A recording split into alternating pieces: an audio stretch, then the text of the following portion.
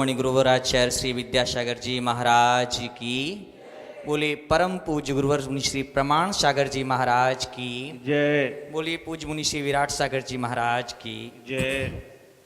बंधुओं, यह आज हमारा परम सौभाग्य है कि मिर्जापुर की इस पावन धरा पर पूज्य महाराज श्री की प्रेरणा से बड़ा पुनीत और पवित्र कार्य, जो एक लंबे समय से कार्य जिसकी समग्र समाज प्रतीक्षा कर रही थी, वह संपादित हुआ है। आज महाराज श्री की प्रेरणा से और उनके सानिध्य में समस्त दिगंबर जैन समाज मिर्जापुर ने विधि विधान पूर्वक अपना संकल्प पूर्ण किया है, और वह संकल्प था वेदी निर्माण का। आज पूज्य श्री के सानिध्य में हमने 2 वेदियों के निर्माण के लिए जो शिलान्यास के कार्यक्रम था, उसकी रूपरेखा पूर्ण की, और उसके साथ ही एक भव्य शिखर निर्माण की। जो 2 वेदियां हमने बनाने का संकल्प लिया है, वह भी शिखरवन वेदियां होंगी, भव्य वेदियां होंगी। इसके साथ ही हमारे इस मंदिर में जहाँ शिखर नहीं था, वेदी थी लेकिन शिखर नहीं था, तो उसको भूमि से आधार देते हुए एक भव्य शिखर के निर्माण का भी हमने आज संकल्प पूर्ण किया है, और उसकी प्रारंभिक विधि विधान की क्रियाएं भी की हैं। पूज्य महाराज श्री की प्रेरणा निरंतर समाज को एक सन्मार्ग दिखाने की रहती है। वे एक ऐसे निष्प्रह संत हैं जिनकी त्याग तपस्या से समग्र समाज पूरी तरह प्रभावित है, और चातक पक्षी की तरह सबकी ये दृष्टि है कि कब महाराज श्री हमारे नगर में आए और हमें प्रेरणा दें। बंधुओं, पूज्य महाराज श्री का एक चिंतन यह भी है कि जैन समाज की नवीन पीढ़ी, जैन समाज की युवा पीढ़ी किस तरह से धर्म के मार्ग पर लगे। आज सभी विज्ञान की ओर भाग रहे हैं, आधुनिक शिक्षा पाकर के धर्म को भूलते जा रहे हैं। इसी चिंतन को लेकर के पूज्य मुनिश्री ने एक संकल्पना दी। उन्होंने हमारे ज्ञान को, हमारी परंपरा को, हमारे बीतरा ज्ञान को विज्ञान से जोड़ करके एक अद्भुत समन्वय करते हुए जिनवाणी को कैसे नवीन पीढ़ी तक प्रस्तुत किया जाए, इसके लिए गुणायतन की संकल्पना दी। गुणायतन में ज्ञान और विज्ञान का ऐसा समन्वय है जहां वर्तमान भविष्य की ओर देख रहा है और भविष्य वर्तमान की ओर देख रहा है। आज की पीढ़ी गुणायतन जाकर के यह समझेगी कि क्या पाप कर्म है, क्या पुण्य कर्म है, कैसे हमें अपने कर्मों का फल प्राप्त होता है, हमारे भावों का क्या खेल है। आज केवल पैसे का खेल दुनिया समझ रही है, लेकिन गुणायतन की संकल्पना में जब आधुनिक तकनीकी के माध्यम से लोग तीर्थराज सम्मेद शिखर जाएंगे और वहाँ पर गुणायतन तीर्थ में आधुनिक तकनीकी में रोबोटिक्स के माध्यम से, लेजर तकनीकी के माध्यम से, साउंड इफेक्ट के माध्यम से, एनिमेशन के माध्यम से देखेगी, तो युवा पीढ़ी निश्चित ही भावों के परिणामों के इस खेल को समझेगी और जिनवाणी के प्रति उसकी आस्था और श्रद्धा स्वयमेव जुड़ जाएगी। गुणायतन तीर्थ से आज भारत के कोने कोने से लोग जुड़ रहे हैं। पारस चैनल के माध्यम से अनेक लोगों की ये प्रश्न आते हैं कि पूज्य महाराज श्री के इस संकल्प से हम कैसे जुड़ सकते हैं।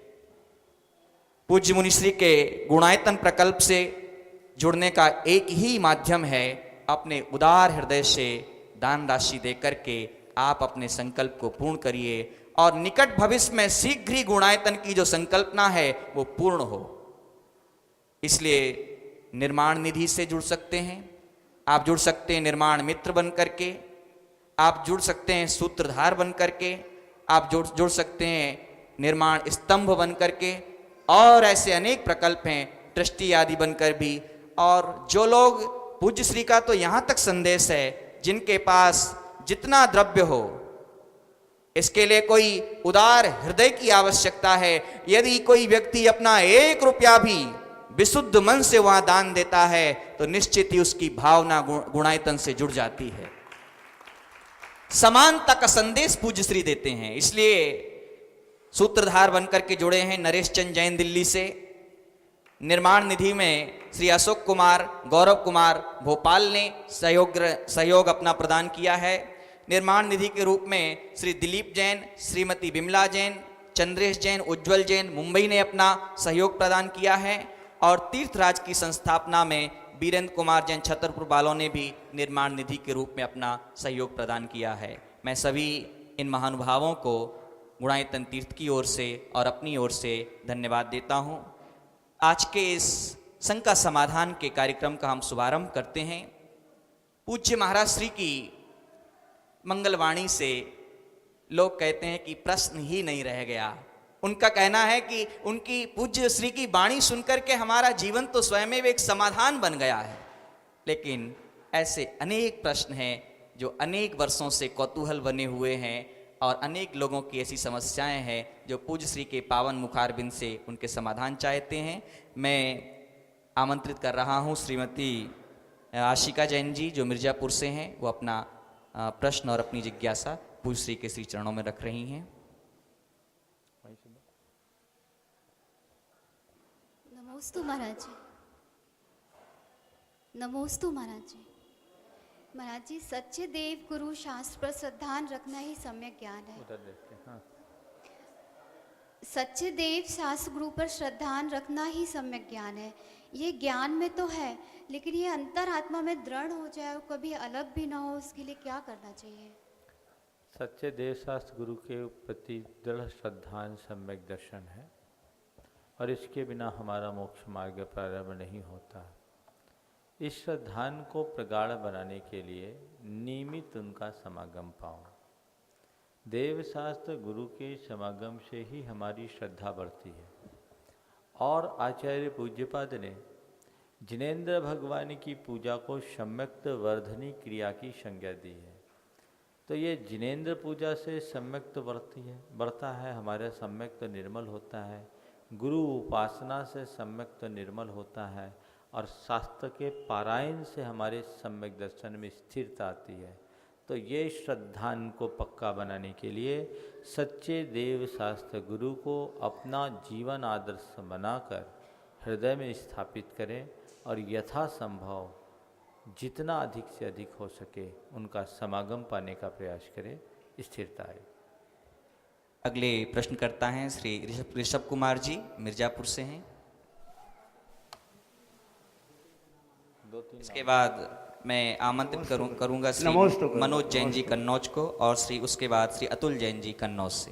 हे गुरुवर, आजकल मार्केटिंग, बाजारवाद और भोगवाद से पूरा समाज पीड़ित है।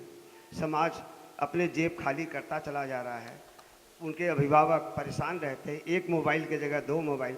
जब भी कोई नया मॉडल, नया ब्रांड निकलता है तो नौजवान लड़कों को तुरंत चाहिए। जैसे हमने देखा कि समाज के लोग बहुत ज़्यादा परेशान और दुखी रहते हैं। क्या इसका समाधान हो सकता है?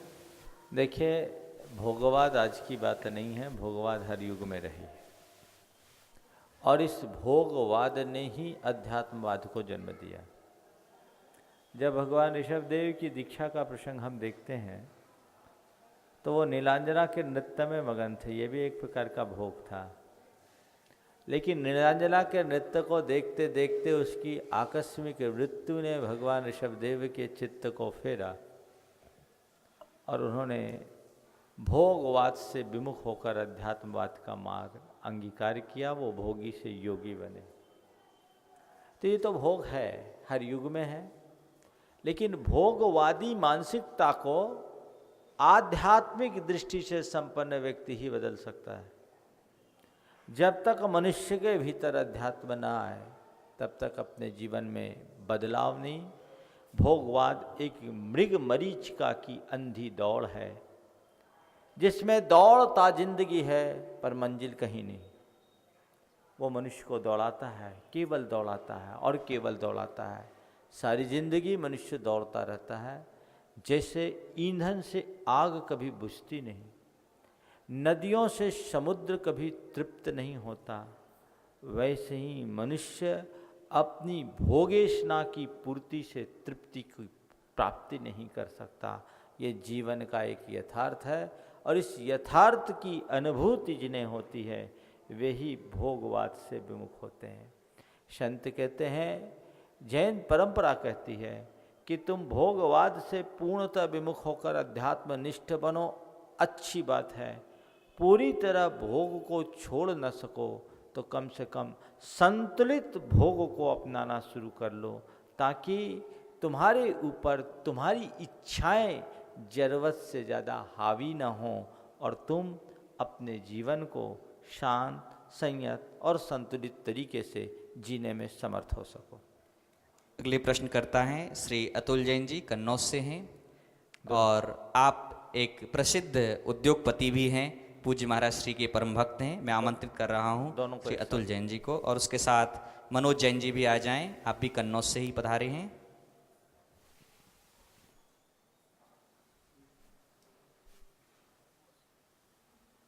तब तक और नाम बोल दो इधर वाले। इसके बाद तैयार रहें श्रीमती सरिता जैन मिर्जापुर से और श्री आनंद जैन बनारस। आगे आ जाओ।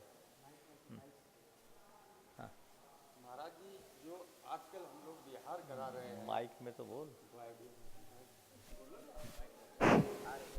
मुंह पे लगाएगा तब आएगा। हाँ महाराज जी, आज जो हम लोग बिहार कराते हैं, जो आज हम लोगों को आगे समस्या आ रही है कि समाज हम लोगों से जुड़ नहीं रही है, इसका कारण क्या है? पतन हो रहा है समाज का। हम लोग बिहार करा रहे हैं, प्रश्न का आशय क्या है? हम लोग इसे गुरुवर को लेकर निकलते हैं, समाज हम लोगों को जुड़ती नहीं है और साथ में नहीं चलती, तो इसका कारण क्या है? देखिए, समाज साधु के साथ कितना चलेगी? अगर समाज पूरी तरह साधु के साथ चलने लगे तो समाज ही साधु हो जाएगी, बड़ा मुश्किल होगा। समाज साधु नहीं है, साधु की भक्त है, और समाज की अपनी सीमाएं हैं, उनकी घर गृहस्थी है। आज लोगों की अपनी व्यस्तताएं हैं, सबकी कच्ची गृहस्थी है। पहले 4 लोग मिलकर एक काम करते थे, अब एक आदमी 4 काम करता है। परिवार बहुत छोटे होते जा रहे हैं, लोगों के पास रिलीवर नहीं है, तो चाह करके भी व्यक्ति नहीं निकल पाता। फिर भी मैं देखता हूँ ऐसा नहीं है कि समाज में साधुओं की सेवा परिचर्या करने वालों का पूर्ण अभाव है। लोग समय निकालते हैं और समय निकाल करके बिहार कराते हैं।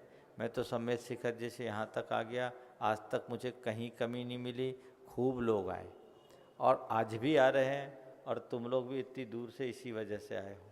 ये तो एक क्रम है। लेकिन हाँ, समाज में कितनी भी व्यस्तताएं हों, साधुओं के विहार की जिम्मेदारी समाज की है।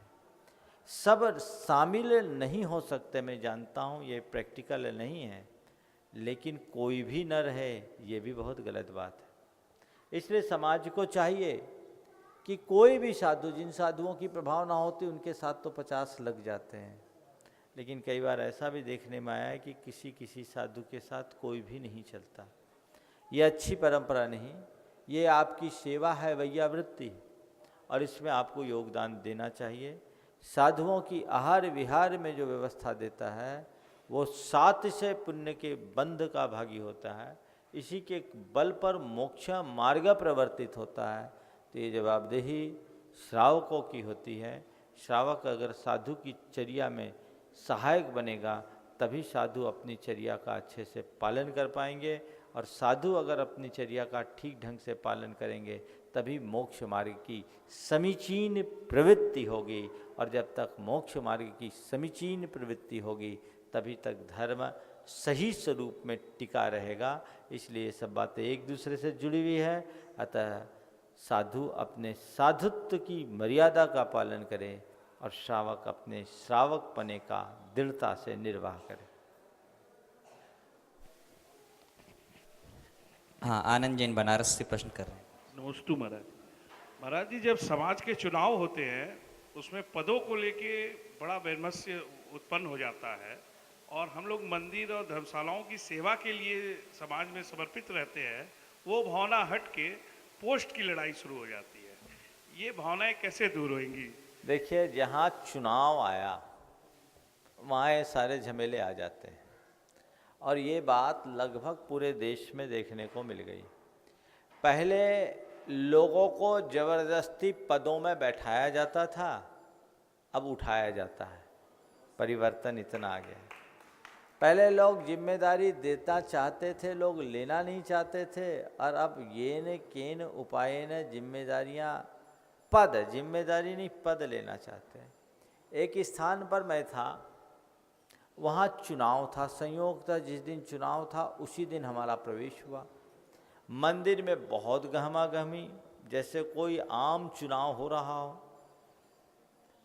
21 व्यक्तियों का चुनाव होता था वहाँ के पंचायत के संविधान के अनुसार, और जबरदस्त गहमा गहमी का वातावरण। मैंने ऐसे ही पूछा कि यहाँ लोग समाज के कार्यों में बड़े रुचिवंत दिखते हैं। तो मेरे पास कुछ युवक बैठे थे, सब हंसने लगे। हम बोले क्यों, तुम हंस क्यों रहे? बोले महाराज बस आपने जो कहा उसको सुनकर। बोले क्यों, क्या बात हो, मैंने कुछ गलत कह दिया क्या? बोले नहीं महाराज। बोले देख रहे चुनाव में कितने कितने लोग हैं। बोले महाराज ये आज हैं, और जिस दिन इलेक्शन डिक्लेयर होगा उस दिन दिखेंगे, उसके बाद ये 21 में 4 भी नहीं दिखेंगे। चुनाव के दिन सब जुट जाते हैं, चुनाव के बाद कोई नहीं जुटता है। ये एक भ्रम है। मैं तो कहना चाहता हूँ, चुनाव में लड़ना ही है तो वहाँ लड़ो जहाँ कुछ लाभ कमाओ। राजनीति करना है तो राजनीति के मंच पे जाके करो जहाँ कुछ फायदा भी हो। धर्म के क्षेत्र में, समाज के क्षेत्र में, परमार्थ के क्षेत्र में इस तरह की क्षुद्र राजनीति कभी मत करो, न उसे पनपने दो। ऐसे क्षेत्र में पूरी तरह से पारमार्थिक भावना से जुड़ो। समाज को समाज नीति से चलाना चाहिए, और धार्मिक कार्य को, धार्मिक संस्थानों को धर्म नीति से लेकर के चलना चाहिए। यदि इनमें राजनीति का प्रवेश होगा तो जीवन में महाअधर्म हो जाएगा और जीवन का अमंगल होगा। अपनी इस दूषित मानसिकता के कारण लोग पाप के भागी हो जाते हैं। यहाँ अपना समय देते हैं, शक्ति लगाते हैं, संसाधन लगाते हैं, पैसा लगाते हैं और पाप कमाते। क्यों? एक दूसरे के प्रति घात प्रतिघात की नीति मन में चलाते हैं। आरोप प्रत्यारोप की बातें सामने आती हैं, और लोगों का एक अहम मात्र तुष्ट होता है कि मैं आज समाज का प्रमुख बन गया तो कोई जागीर पा गए क्या? अरे त्रिलोकीनाथ के सेवक हो तुम, तुम्हें उसी तरीके से करना चाहिए। और समाज में इन सामाजिक कार्यों की जिम्मेदारी ऐसे लोगों के कंधे पर देनी चाहिए जिनको धर्म की समझ हो, जो संस्कृति और परंपरा को जानते हों, जो धर्म, संस्कृति और परंपरा से अनभिज्ञ हैं। अगर उनके कंधे पर कोई जिम्मेदारी दी जाए तो हमारे सामाजिक मूल्यों की प्रतिष्ठा नहीं कर पाएगा, क्योंकि उसको खुद पता नहीं। हमारी सामाजिक परंपरा को अक्षुण्ण नहीं बना पाएगा। इसलिए ऐसे कार्यों में मैं तो कहूँ कि जिस जगह धर्म और समाज का कार्य हो और वहाँ ऐसी होड़ मस्ती हो तो अपने आप को पीछे की पंक्ति पर बिठा देना, क्योंकि तुम्हारे पास बहुत मुश्किल से समय निकलता है धर्म करने का। तो अपना जितना समय निकला अपनी पूजा पाठ भक्ति कर लो, और शक्ति अनुरूप जितना बन सके समाज की पीछे बैठ की सेवा कर लो, वो ज़्यादा कल्याणकारी होगा। और इस तरह से दांव पेच करके आगे बढ़कर राजनीति करोगे तो पाप ही कमाओगे, जीवन में और कुछ हासिल नहीं हो सकेगा। अगली प्रश्नकर्त्री हैं श्रीमती सुमन जैन, संगीता जैन जी। आई नमोस्तु महाराज श्री। तीन नाम बुला लिया। देखा जाता है, माइक हाथ में लो। हाँ बोलो, उधर देखा जाता है हमारे देश में विधवा महिलाओं को अपशकुन के प्रतीक में क्यों माना जाता है? ये सरासर गलत है। विधवाओं को अपशकुन की दृष्टि से देखने का मैं कतई पक्षधर नहीं। उनमें उसका दोष क्या? अरे किसी का पति चला गया।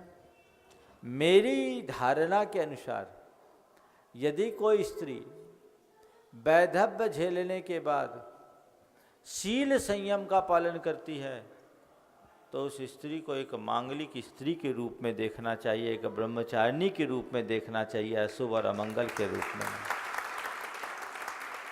ये समाज की एक बड़ी विकृत दृष्टि है, जो पति के वियोग झेलने वाले स्त्री को अमंगल की दृष्टि से देखती है।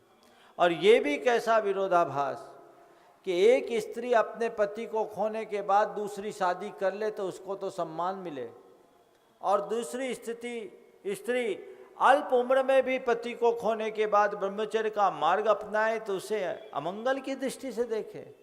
अमंगल वो है जिसने दूसरी शादी की, और वह परम मांगलिक है जिसने शील व्रत को अंगीकार किया और अपने पतिव्रत धर्म का पालन किया। इसलिए ऐसे कार्य को कभी महत्व नहीं देना चाहिए। मैं एक स्थान पर था, वहाँ एक सिद्ध चक्र विधान का ध्वजारोहण होना था, और एक ऐसी बहन के हाथ से जब ध्वजारोहण हो गया तो हमारे समाज के कतिपय लोगों ने कहा उनके हाथ से ध्वजारोहण करा दिया।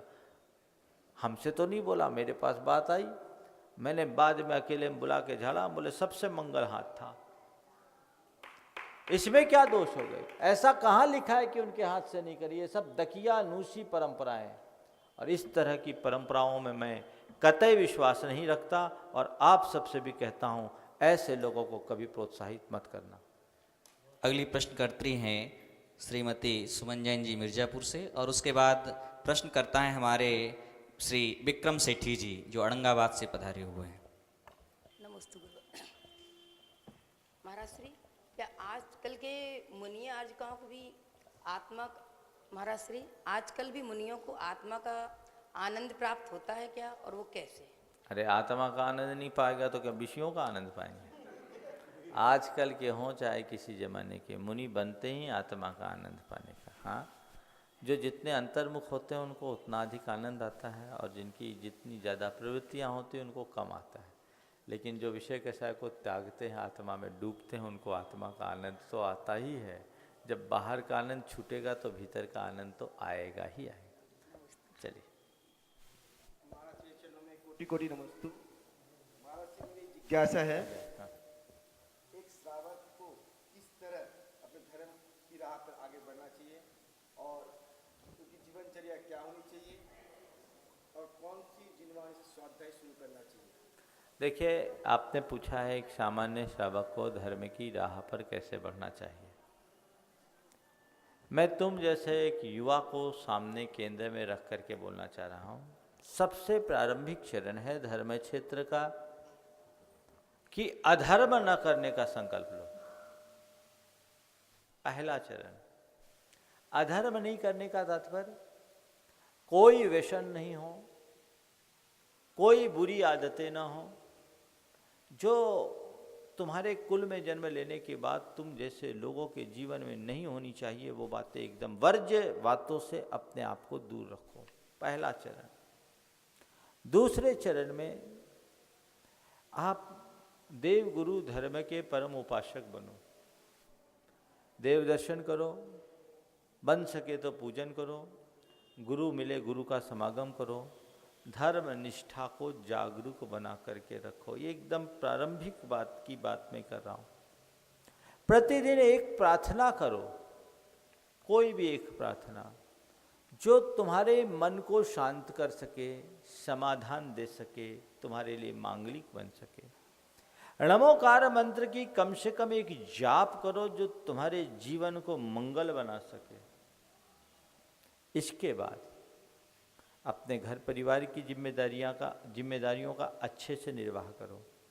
अपने माता पिता और परिजनों की जो सेवा आवश्यक है वो सेवा करो। अपने व्यापार व्यवसाय को करो, परिवार के साथ तालमेल बना करके चलो। अगर बन सके तो प्रतिदिन स्वाध्याय करो। सत्संग मिले तो यथासंभव सत्संग करो, समागम करो। रात्रि भोजन का परिहार करो। अपनी आमदनी का एक निश्चित हिस्सा धर्म के कार्य में लगाओ, दान के कार्य में लगाओ, परमार्थ के कार्य में लगाओ। धर्म संस्कृति परंपरा में की सेवा में अपना द्रव्य लगाओ। जीवों के कल्याण के लिए जीव दया में अपना द्रव्य लगाओ। इस तरीके से अपने द्रव्य को लगाओ तो वो एक कल्याणकारी होगा। यथासंभव अनासक्ति मूलक जीवन जियो। जितना बन सके त्याग संयम का अनुपालन करो। यदि ये कार्य कर लिया तो समझ लेना उसका फाउंडेशन मजबूत हो गया, और किसी बिल्डिंग की फाउंडेशन अच्छी हो गई, फिर उसमें चाहे जितनी मंजिल आप खड़ी करना चाहो कर सकते हो। ये इनिशियल है, प्रारंभिक स्टेज में इतना तो व्यक्ति को करना ही चाहिए। फिर आप अपनी शक्ति और परिस्थिति के अनुरूप आगे बढ़ते जाएं। सबसे पहले किस ग्रंथ का स्वाध्याय करें? बहुत सारे धर्म ग्रंथ हैं जिनका आप स्वाध्याय कर सकते हैं, लेकिन सबसे पहले एकदम प्रारंभिक रूप में करना चाहते हैं तो जिनेन्द्र वर्णीकृत शांति पथ प्रदर्शन का अध्ययन कर सकते हैं, अथवा शीतल प्रसाद जी वर्णी की एक कृति है सहज सुख साधन, बस बहुत जल्दी वो प्रकाश में आने वाली है, उस पुस्तक से भी आप अपनी शुरुआत कर सकते हैं, जिससे आत्मा के मर्म का बोध हो और अपने जीवन की राह को प्रशस्त किया जा सके। अगली प्रश्न करते श्रीमती पद्मा जी मिर्जापुर से। नमस्ते महाराज जी भारत देश में उत्तर भारत में ही तीर्थंकर जन्म और निर्माण लेते हैं, अन्य कोई देश में क्यों नहीं? उत्तर भारत में जन्म और पूर्वी भारत में निर्वाण, बिहार उत्तर भारत में नहीं है ना, इधर आ जाइए। अब आपने पूछा ऐसा क्यों? तीर्थंकरों का जो कुछ भी जन्म और विहाराधिक होता है वो जहाँ का नियोग होता है वहीं होता है, ये नियोगता है। अब ऐसा नियोग क्यों कि सबको सम्मित शिखर से ही निर्वाण हो? जन्म भी अयोध्या से ही मुख्य रूप से क्यों? यत्किंचित इधर उधर हुआ है इस बार काल के दोष से, तो ऐसा क्यों? तो निश्चित यहाँ की धरती की कुछ कॉस्मिक पावर ऐसी होगी जिसके प्रभाव से दिव्य विभूतियाँ उधर आकर्षित हो जाती हो।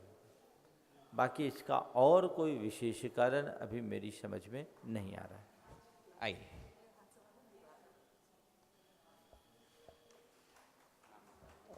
महाराज जी मैं अनीता जैन मिर्जापुर से। महाराज जी सच्चा सुख कैसे प्राप्त हो? सच्चा सुख कैसे प्राप्त होगा? झूठा सुख का आकर्षण छोड़ दोगे, सच्चा सुख प्राप्त हो जाएगा। समझ गए? जो बच्चा निप्पल में आनंद लेता उसको माँ का दूध पीने का सौभाग्य कहाँ से मिलेगा? निप्पल निकाल करके फेंको और माँ के दूध को पीना शुरू करो, अपने आप आनंद आ जाएगा। चलो। नमोस्तु महाराज जी, मेरा नाम सुरभि जैन है। महाराज जी वास्तविक धर्म क्या है और उसको हम अपने जीवन में कैसे प्रकट करें? धर्म जब भी होता वास्तविक होता, जो अवास्तविक होता वो धर्म ही नहीं है। समझ गए? तो आपने पूछा वास्तविक धर्म क्या है? धर्म तो वास्तविक है। आप ये कहो कि धर्म करने का वास्तविक तरीका क्या है? लोग प्रायः ऊपर की क्रियाकांड को ही धर्म मान लेते हैं, जबकि धर्म का सीधा संबंध हमारे परिणामों की शुद्धता से। हम जो भी धार्मिक क्रियाएं करते हैं वो अपने भावों की विशुद्धि के निमित्त करते हैं, और जब हम धार्मिक क्रियाओं में तो लीन हो जाएं, अपनी भाव शुद्धि की तरफ ध्यान नहीं रखते हैं, तो मामला गड़बड़ा जाता है।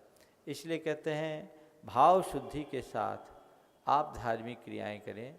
ये बाहर की जितनी भी धार्मिक क्रियाएं हैं हमारे अंदर की धार्मिक भावनाओं के उद्दीपन के साधन हैं, मन को चार्ज करने के लिए और अपने उमंग को प्रगाढ़ बनाने के लिए ही धार्मिक क्रियाएं की जाती है। इसलिए केवल पूजा पाठ करके ही अपने आप को संतुष्ट न करें, पूजा पाठ करने के साथ अपने भीतर की पवित्रता को विकसित करने का प्रयास करें, तभी सच्ची धर्माराधना होगी। अन्न छोड़ते हैं तो क्या होता है? अन्न छोड़ते हैं तो क्या होता है? बच्चों को अन्न नहीं छोड़ना चाहिए। अभी आपको अन्न नहीं छोड़ना, ठीक है? चलो। अगले प्रश्न करता है डॉक्टर पंडित कमलेश जी शास्त्री दलपतपुर सागर से। पूज्य श्री को नमोस्तु। महाराज श्री मैं पुरुषार्थ सिद्धि का स्वाध्याय मुरैना संस्कृत विद्यालय में करता था। उसमें हिंसा का और अहिंसा का बहुत सूक्ष्म वर्णन है। उसमें एक श्लोक आता है कि एकः करोति हिंसाम बहवो फल भोक्तति हिंसा, बहवा करोति हिंसाम एकः फल भोक्तति हिंसा। इसको थोड़ा सा बृहद रूप में समझाएं और हमें कृतार्थ करें। एक हिंसा करता है अनेक फल भोगते हैं, और अनेक हिंसा करते हैं एक फल भोगता है। ऐसा होता है। एक ने हिंसा की, अनेक ने फल भोगा। जैसे कोई हत्यारा व्यक्ति जो एक कसाई है, वो कसाई हत्या का काम कर रहा है रोज का, उससे अपने परिवार को पाल रहा है। हत्या करने वाला वो अकेला है, परिवार उसके साथ लगा हुआ है, परिवार की पूरी अनुमोदना उसके साथ है, उसके उसी व्यवसाय से वो अपने परिवार को पाल रहा है। तो हिंसा प्रत्यक्ष में एक कर रहा है, परोक्ष में पूरा परिवार उसके सपोर्ट में खड़ा है, तो एक कर रहा है, बहुत फल भोगेंगे। बहुवा करोत हिंसा फलम भक्ति एक है फलम भोक्ति। बहुत हिंसा करे, युद्ध लड़ा जा रहा है, अनेक सैनिक युद्ध में लड़ रहे हैं, पर इसका फायदा किसको मिलेगा?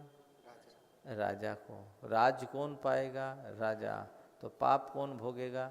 राजा।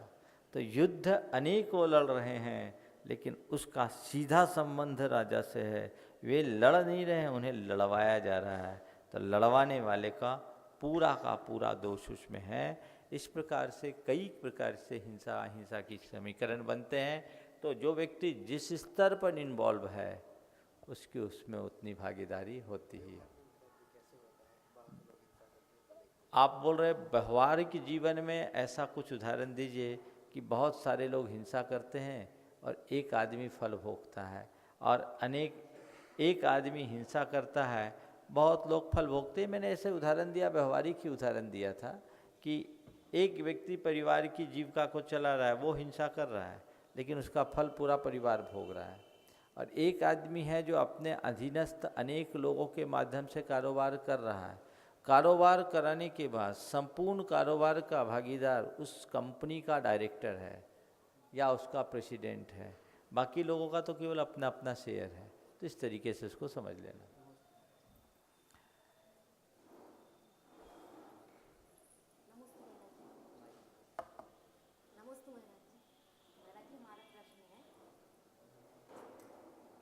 नीचे से चालू करो ना, चालू करो उसको।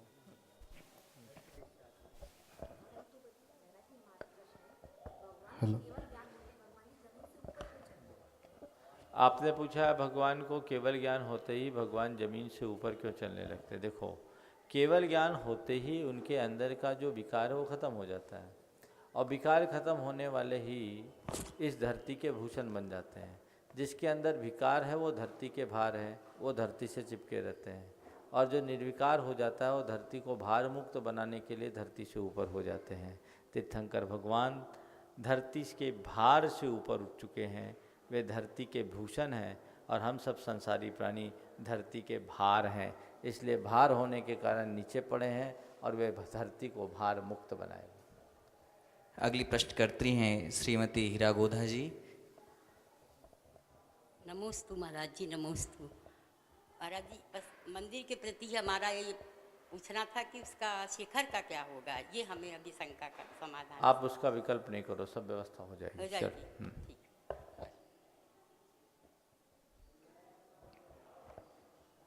नमोस्तु महाराज जी। मैं चंद्रकांता जैन मिर्जापुर से। मैं पूछना चाहती हूँ कि जैन धर्म और विज्ञान का क्या संबंध है, क्योंकि आजकल बच्चे नहीं मानते हैं। देखिए, विज्ञान और धर्म दोनों अपनी अपनी चीज़ें हैं। धर्म अनुभव के आधार पर बात करता है, और विज्ञान सदैव प्रयोग की बातें करता है। विज्ञान के प्रयोग बनते बदलते रहते हैं, और अनुभव सदैव शाश्वत रहता है। फिर भी जहाँ तक जैन धर्म की बातें हैं, जैनाचार्य में और जैन दर्शन में ऐसी बहुत सारी बातें हैं जिसे एक लंबे समय तक विज्ञान स्वीकार नहीं करता था। आज विज्ञान को स्वीकारना पड़ा है। एक उदाहरण के लिए बोलता हूँ, जैसे हम परमाणुवाद के विषय में बात करें, डाल्टन के परमाणुवाद से लेकर एडिक्टन तक के मत में विज्ञान ने अनेक प्रकार की निष्पत्तियाँ दी और रोज बदले। जैन धर्म में एक ही परमाणुवाद है कि परमाणु मैटर का अंतिम अविभाज्य अंग है, जिसके और कोई विभाग, कण या भेद संभव नहीं, अटल है। तो ये अपनी चीज़ें है। एक लंबे समय तक मैटर और एनर्जी इनको दो अलग अलग वस्तु माना जाता था। आज विज्ञान ने मान लिया कि मैटर और एनर्जी दोनों एक ही वस्तु के दो नाम हैं। जैन धर्म शुरू से दोनों को एक ही मान रहा था। तो ऐसी बहुत सारी चीज़ें हैं। आज जैनाचार को लेकर के चले, रात्रि भोजन नहीं करना, शुद्ध खान पान करना, अहिंसक आचार विचार रखना, ये विज्ञान की दृष्टि से बहुत फिट है, क्योंकि हमारे शरीर विज्ञान के अनुकूल है। हमें ये चीज़ें लोगों को बताना चाहिए कि धर्म शास्त्रों में जो बातें लिखी गई है वो तर्क संगत है, युक्ति संगत है, और हम सब के लिए कल्याणकारी है, अनुभव सिद्ध है, तो उसे स्वीकार करने में कोई संकोच नहीं करनी चाहिए। विज्ञान अपनी जगह अपना स्थान रखता है, लेकिन धर्म की अपनी महत्ता है। विज्ञान हमें बाहर के समाधान देता है और धर्म हमें भीतरी समाधान देता है। नमस्ते महाराज जी, चैत्य और चैत्यालय में क्या अंतर है? चैत्य जिससे चित्त का अनुष्ठान हो उसको बोलते हैं चैत्य। चैत्य यानी जिन प्रतिमा, और जिसमें जिन प्रतिमा विराजमान हो उसका नाम चैत्यालय। और जहाँ जिनवाणी विराजमान हो तो उसको क्या कहते हैं? वो एक परंपरा में चैत्यालय कहा जाता है उसे, लेकिन हमारे जो प्राचीन आगम है उसके अनुसार चैत्य और चैत्यालय की यही परिभाषा। अच्छा, और जो चैत्यालय में शास्त्र हैं, जीर्ण शास्त्र हो गए हैं, माताओं देख सुन के आया। देखिए, कई बार ये प्रश्न का जवाब मैंने दिया। जीर्ण शीर्ण ग्रंथों की रिसाइकलिंग की व्यवस्था है। ब्रह्मचारी राकेश जी सागर में हैं, उनसे संपर्क करके आप बात कर सकते हैं। चलिए, नमस्ते महाराज जी। जीर्ण शास्त्रों के और धार्मिक पुस्तकों पत्रिकाओं के संबंध में एक बार फिर मैं आपको बता दूं कि सागर मध्य प्रदेश में ब्रह्मचारी डी राकेश जी हैं, और उनका केवल पता इतना ही है, डी राकेश जी, सिद्धायतन, खुरई रोड, सागर। आप जो भी सामग्री है वहाँ भेज दें, वो उसकी रिसाइकलिंग करवा देते हैं। धन्यवाद। अगले प्रश्न करता है पंडित मनीष जी शास्त्री, गदियाना, ललितपुर से। नमस्ते महाराज श्री। महाराज श्री, नवग्रहों का जीवन में प्रभाव क्या पड़ता है? और ज्योतिषियों ने जो हमारे 24 तीर्थंकर हैं वो सब समान रूप से हैं, लेकिन उनका भिन्न भिन्न तरीके से ग्रहों के अनुसार भिन्नता क्यों की गई है? देखिए, इस प्रश्न का उत्तर मैं ऐसे कई बार दिया हूँ, लेकिन ये ऐसा ज्वलंत प्रश्न है कि हर महीना 2 महीने में एक बार आना चाहिए, क्योंकि आज भी लोगों की भ्रांतियाँ नहीं टूटी। सबसे पहले तो मैं आपको बोलूँ कि जैन परंपरा के अनुसार नवग्रह है ही नहीं, 88 ग्रह। कितने हैं? 88। नवग्रह में सूर्य और चंद्रमा को ग्रह के रूप में माना गया, जबकि जैन धर्म के अनुसार सूर्य प्रतिंद है और चंद्रमा इंद्र है, बाकी ग्रह हैं। तो इसलिए 88 ग्रह की बात है, नवग्रह ये जैन धर्म का शब्द ही नहीं। अब रहा सवाल, चलिए थोड़ी देर के लिए हम इन्हें का ग्रह नक्षत्र के रूप में मान भी लें, तो इस सौर मंडल के माध्यम से हमारे जीवन में क्या प्रभाव पड़ता है, थोड़ी सी इसकी चर्चा कर लेना चाहता हूँ।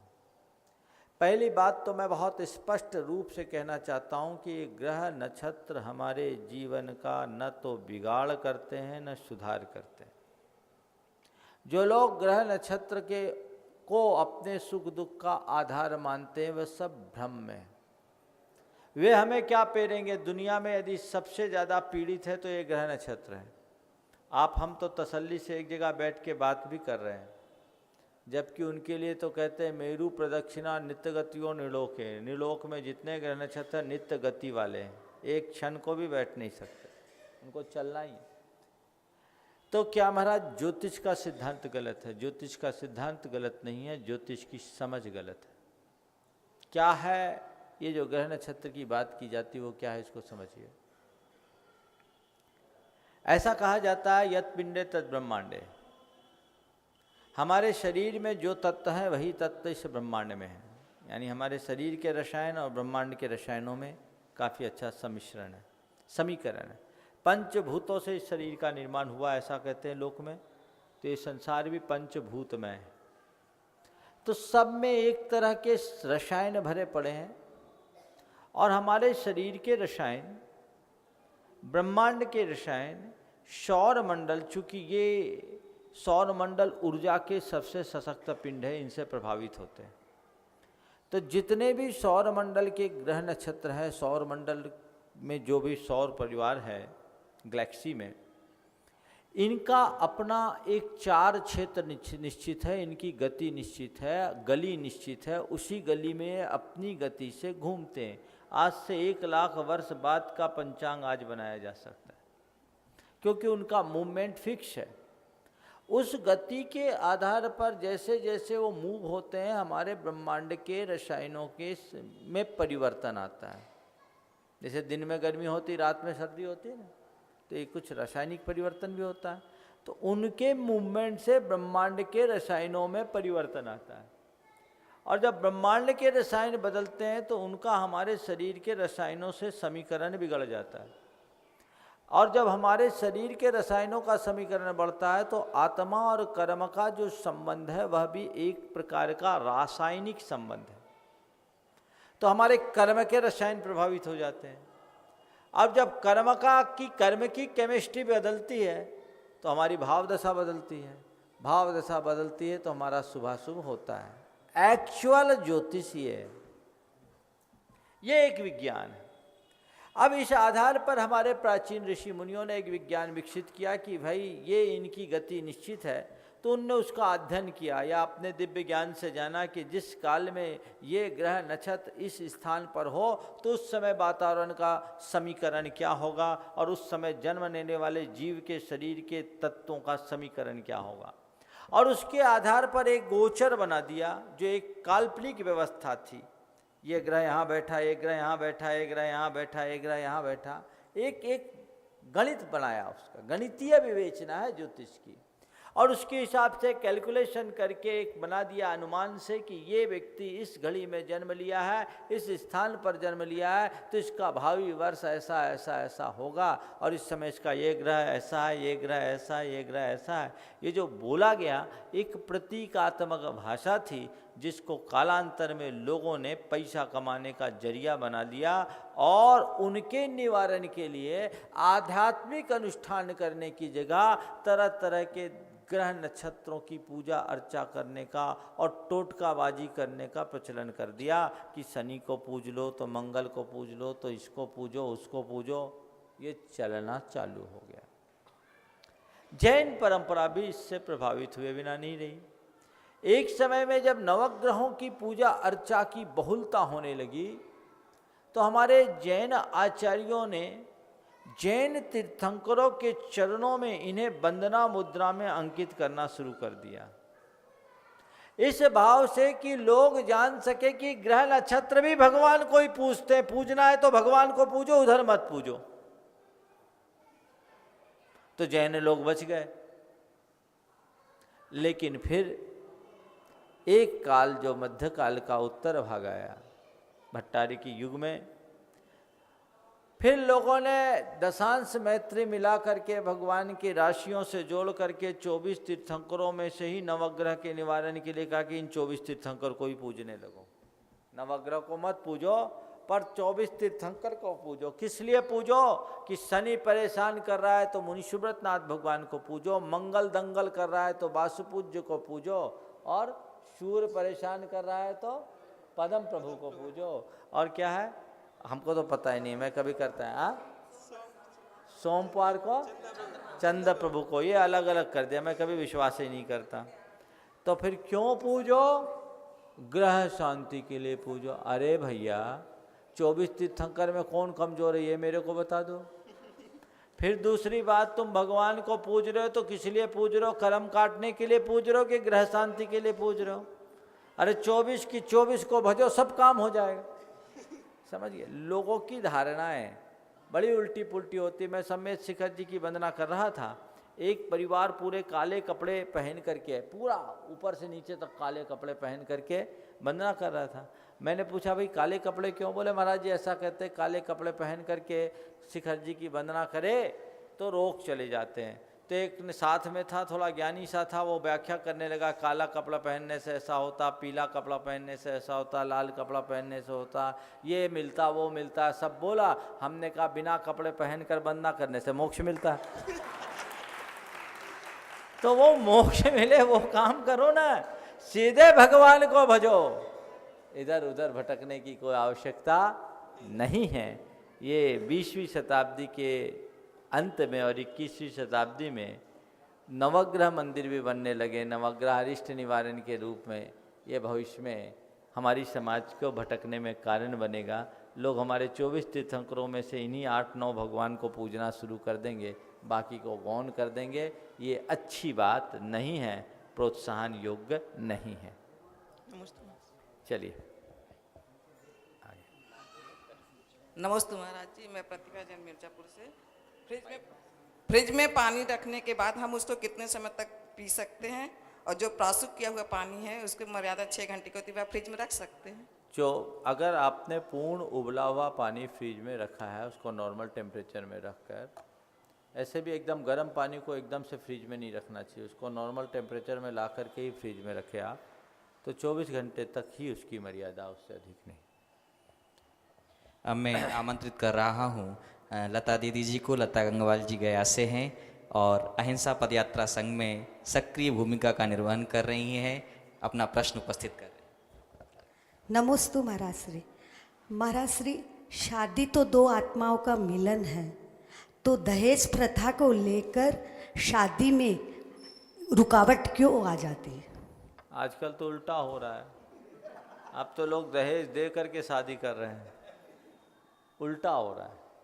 पहले मैं इस विषय में बहुत बोलता था और लोगों को मैंने बहुत जगह नियम भी दिलाया, लेकिन अब तो लोग मेरे पास उल्टे आके कहते हैं महाराज लड़की ही नहीं मिल रही, दहेज क्या ले, उल्टा दे करके ले रहे हैं।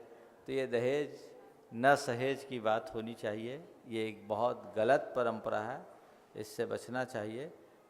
अगर किसी व्यक्ति ने तुम्हें अपनी बेटी दी तो क्या नहीं दिया, सब कुछ दे दिया, और इस दहेज जैसी कुप्रथा पर अंकुश लगाना चाहिए। मेरे ख्याल से जैन समाज में तो अब ये अप्रासंगिक जैसा हो गया होगा, क्यों है क्या?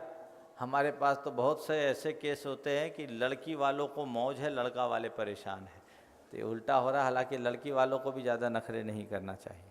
नमस्ते महाराज। हाँ, जितना लिया था उतना चुका रहे हैं, बस थोड़ा सा परिवर्तन आ रहा है। घोड़े पर लड़का बैठ रहा है, थोड़ी दिन में वही बैठने लगेगी, मामला बराबर हो जाएगा। दोस्तों महाराज जी, जैन धर्म की पुरानी परंपराओं में कुछ बदलाव हो सकता है? पुरानी परंपराओं में बदलाव, देखो दो तरह के मूल्य होते हैं, एक सामाजिक मूल्य और एक शाश्वत मूल्य। सामयिक मूल्य और शाश्वत मूल्य। सामयिक मूल्य में बदलाव आता है, शाश्वत मूल्य में बदलाव नहीं। पहले लोग धोती दुपट्टा पहनते, धोती कुर्ता पहनते थे, अब आप पैंट शर्ट पहनने लगे। पहले बुजुर्ग आदमी होते थे, धोती कुर्ता और टोपी पे ही दिखते थे, वही दादाजी कहलाते थे। फिर कुर्ता पैजामा आया, अब पैंट शर्ट आया, थोड़े दिन बाद जीन्स आ जाएगा। ये परिवर्तन है, ये सामयिक मूल्य है, ये बदलाव हो सकता है, लेकिन शाश्वत मूल्य में बदलाव नहीं। बाप बाप ही कहलाएगा, चाहे बेटा कितना भी आगे क्यों न बढ़ जाए, ये शाश्वत है। बेटे के आगे बाप बाप ही रहेगा। जैसे मुनि वगैरह कोई वस्त्र नहीं धारण कर सकते छोटा। हाँ, देखो ऐसा है, मुनि महाराज वस्त्र क्यों धारण करे? ये किसी खाल में नहीं कर सकते। हमारे गुरुदेव के पास बहुत पुरानी बात है, एक सज्जन, एक वैद्य जी थे फिरोजाबाद में। खुद में कहा कि महाराज जी आपकी सब बातें ठीक है, एक लंगोटी पहन लो तो बहुत अच्छा रहेगा। बोले क्यों? बोले सबको देखने में ठीक रहेगा। बोले अच्छा।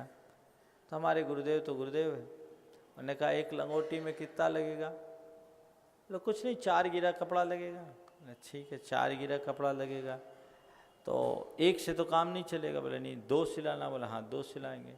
तो 8 गिरा हो गया। बोले हो गया। बोले 8 गिरा कपड़ा लेने से हमारी लंगोटी बनेगी, और आपकी आँख में अगर पट्टी लगाएं तो कितना कपड़ा लगेगा? और थोड़ा सा टुकड़ा लगेगा, मामला बराबर हो जाएगा। ध्यान रखो, ये अनादि की परंपरा है, इसमें किसी भी प्रकार की परिवर्तन की कोई संभावना नहीं है।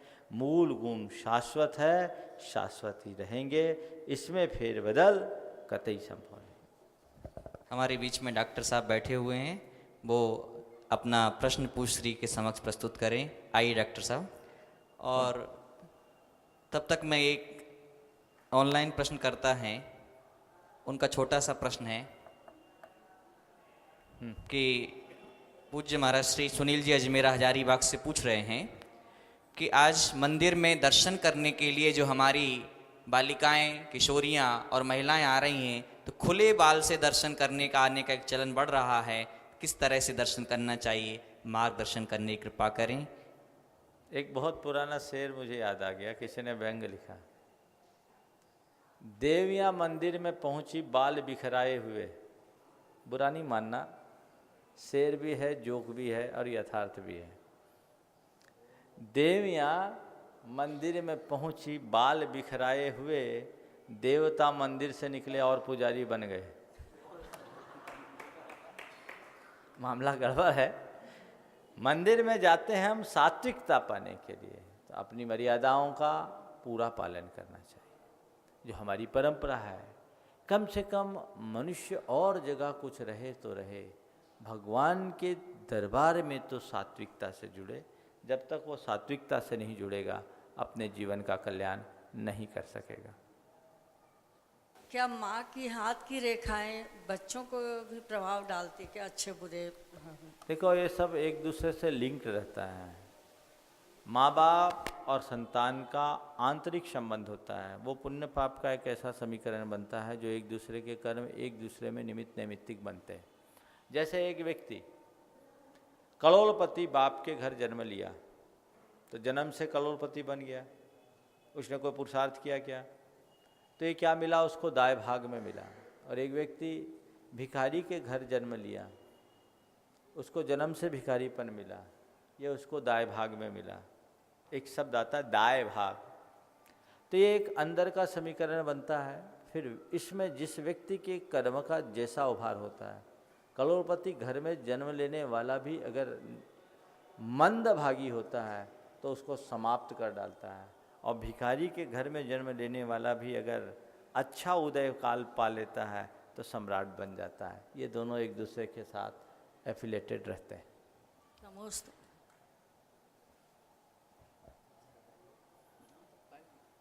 नमस्ते महाराज श्री। महाराज श्री, विज्ञान कहता है कि पृथ्वी सूर्य के चक्कर लगाती है, लेकिन जैन धर्म के अनुसार सूर्य पृथ्वी के चक्कर लगाता है। तो धर्म और विज्ञान में क्या बीच में जिसको जहाँ चक्कर लगा रहे लगाने दो, अपन चक्कर में न पड़े। विज्ञान अपनी जगह बात कर रहा है, धर्म अपनी जगह बात कर रहा है, इसमें न उलझने में ही सार है। हाँ, चलिए। श्री ऋषभ कुमार जी एक प्रश्न कर। नमस्ते गुरु। हम लोग सच्चे देव शास्त्र गुरु की पूजा करते हैं, और ये परमपिता परमात्मा से ये मनाते हैं कि तीनों का सानिध्य हमारे साथ रहे। तो भगवान जिन प्रतिबिंब हमें सामने हमेशा रोज मिलती है और जीवन पर्यंत मिलेगा, शास्त्रों का दर्शन रोज ही होता है। कोई ऐसा मार्ग होता है कि गुरु भी हमारे पास हमेशा विराजमान है, जिससे तीनों का संपर्क हमारा। बस भगवान ने एक ही बात कहा कि देव को मंदिर में बसा लो, शास्त्र को अलमारी में बंद कर लो, पर गुरु को बांधो मत, गुरु से बंधो। समझ गए? गुरु से बंध जाओगे, हमेशा दर्शन मिलते रहेगा। इस प्रकार आज मिर्जापुर में आप लोगों को 3 दिन का प्रवास मिला। लोगों ने बहुत लाभ लिया। निश्चित ये आप लोगों का बड़ा प्रबल पुण्य का योग था। ना आने का योग बन रहा था, आने का योग बन गया। 1 दिन का सोचा था, 2 दिन, और ये 3 दिन का लाभ मिल गया। भाग्यशाली हैं आप लोग। आप लोगों ने जो संकल्प लिए हैं, उस संकल्प को यथाशीघ्र अच्छे से आपको पूर्ण करना है। बात अधूरी नहीं होनी चाहिए। समाज की पूरी जिम्मेदारी है, उस जिम्मेदारी का निर्वाह करते हुए उस कार्य को संपन्न करें जो सबके धर्माध्यान में साधक बने और संपूर्ण समाज के लिए मंगलकारी बने। अभी हम लोग यहाँ से आज प्रस्थान करेंगे। समय आप सबका हो रहा है। आगे की सूचनाएं देते हुए मैं विराम ले रहा हूँ। सूचना देंगे पंडित जी।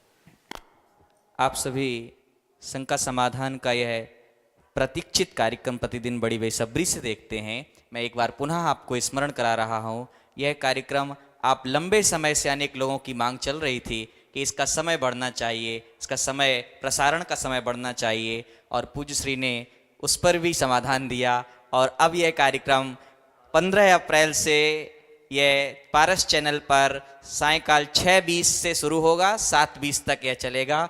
तो यह 15 अप्रैल से शंका समाधान का कार्यक्रम पूज्य मुनिश्री के पावन मुखारविंद से हम 6:20 से 7:20 पर देख पाएंगे। धन्यवाद। मिर्जापुर से विहार हो रहा है और संभवतः यह विहार इलाहाबाद की हो रहा है। तो यहाँ पूज्य मुनिश्री के विहार से यहाँ की समाज विषाद है, उनकी इच्छा है कि यहाँ रहें, लेकिन यह समय की एक प्रक्रिया है। पूज्य महाराज श्री का इलाहाबाद की ओर विहार होगा।